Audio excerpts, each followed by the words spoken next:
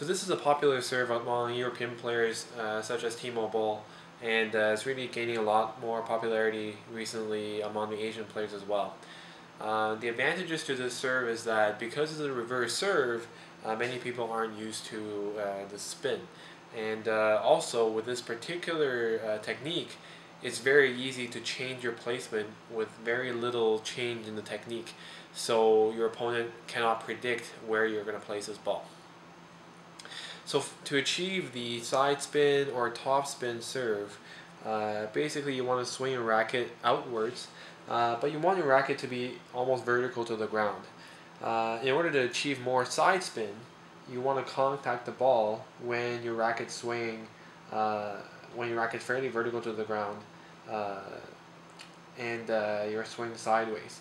But if you want to add more top spin to this ball, you want to move your racket slightly upwards and contact the ball when your racket's on the upward motion.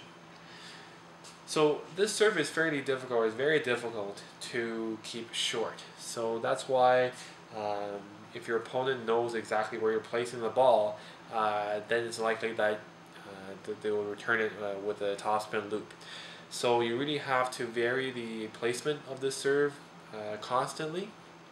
And what I personally find useful is serving this long to the backhand of your opponent, because if it's a long serve and the spin is away from the table, so if they're not ready to return the serve, then it's very likely that they will miss the return. So similar to a previous video that I made for another reverse serve, you really want to put your body into this serve because it's hard on the wrist to create spin and speed. So you want to kind of lean back as you're throwing the ball and then lean into the serve with your body as well as your racket.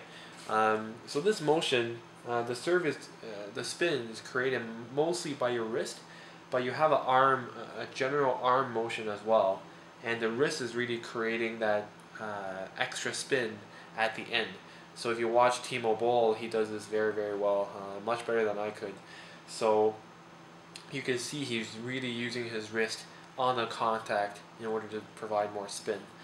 So this serve is more of a shake hand serve. It's difficult to perform with a pen hold just because you can't really do this motion comfortably. So I wouldn't suggest using the serve as a pen hold player. So it is more of a shake hand serve.